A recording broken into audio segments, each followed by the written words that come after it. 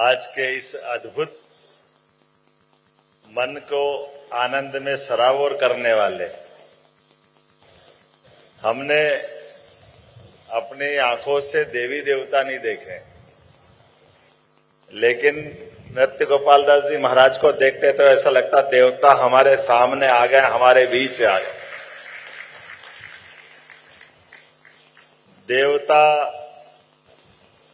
परमात्मा ये प्रकृति के चराचर जगत में हर एक किसी की मन की आंखों से एक बार आनंद की और मन की अंदर की अनंत गहराई तक स्नेह की वर्षा करने का मौका अगर कहीं मिल रहा है तो इंदौर में आपको देख के मिल रहा है। मैं मध्य प्रदेश सरकार की ओर से आपका स्वागत करता हूं, अभिनंदन करता हूं।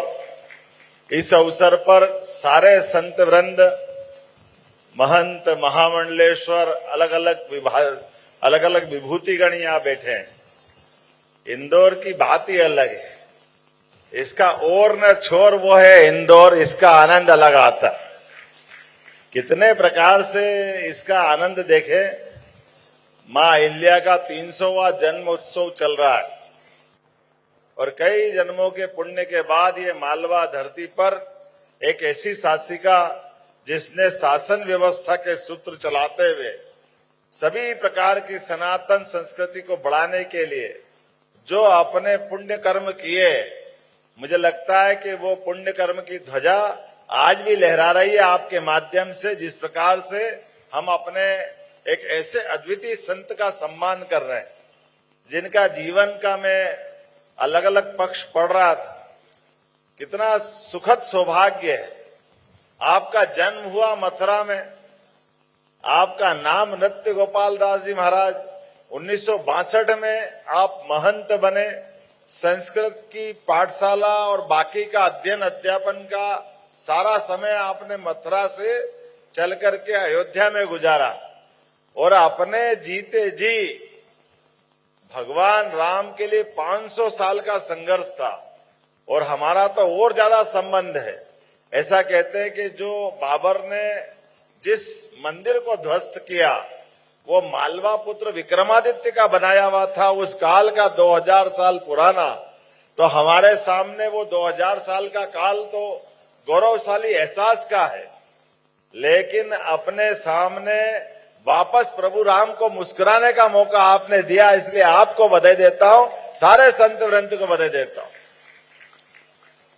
कितना अद्भुत मौका था हमारे सबके सामने। यशस्वी प्रधानमंत्री के माध्यम से जब वो गर्भगृह का नजारा देख रहे हैं तो ऐसा लगता जीवन भर वो दृश्य भूलेंगे नहीं। लेकिन ये भी जवाबदारी की बात है महाराज जी की ऐसी साधना, ऐसी व्यवस्था में मुझे इस बात का भी आनंद है कि महाराज जी का जब अयोध्या में अमृत महोत्सव मन रहा था तो मैं भी उसमें भी जरूर गया था। अपनी सरकार के माध्यम से अपने मंत्री माननीय तुलसी सिलावट जी यहाँ बैठे हैं, हमने कहा था हम जरूर जाएंगे। शायद भाई साहब भी थे उस समय, आप तुलसी सिलावट जी थे, तो इंदौर के प्रतिनिधि थे उसमें, 2 ही तो मंत्री हमारे। तो ऐसा लग रहा था कि वहां जो कुछ हुआ वो थोड़ा अधूरा लग रहा था। तो माननीय कैलाश जी भाई साहब ने पूरा कराया कि हमारे अपने मालवा में आकर के भी वो आनंद ले। तो वहां से लगाकर यहां तक महाराज जी के अपने उस पुण्य आत्मा का जिस प्रकार से आपका जीवन रहा है, इतने कठिन दौर में अच्छे अच्छे के पैर डगमगा गए, क्योंकि भगवान राम के संघर्ष में बहुत सारे कष्ट आए, बहुत सारे प्रकार के अच्छे प्रकार के लोग जुड़े हुए थे।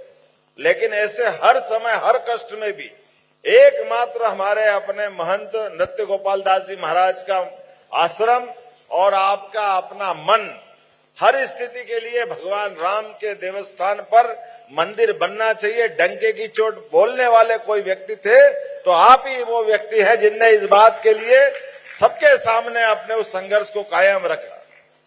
सत्ता आएगी चली जाएगी, सत्ता की व्यवस्था बदलती रहती है, लेकिन सत्ता के बजाय आस्था को जो महत्व दिया, श्रद्धा के ऊपर आस्था और आस्था के ऊपर आपने विश्वास कायम किया कि हमारा ये जन्म कम पड़ जाए तो अगला जन्म लेंगे।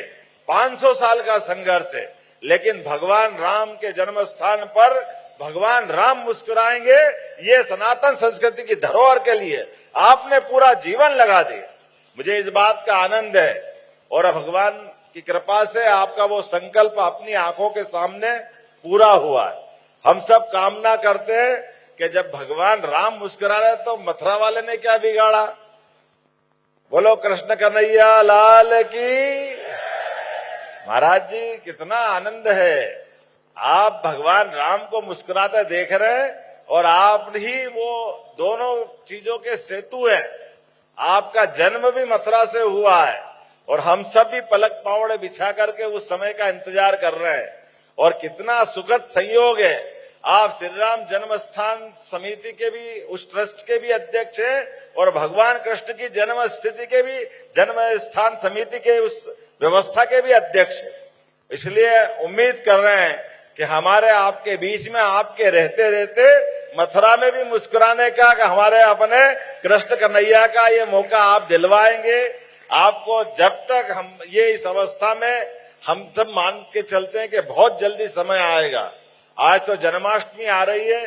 महाराज जी के आशीर्वाद से जब से सरकार बनी, हमने भी तय किया है भगवान राम और भगवान कृष्ण के मध्य प्रदेश से भी दो प्रकार के संबंध है।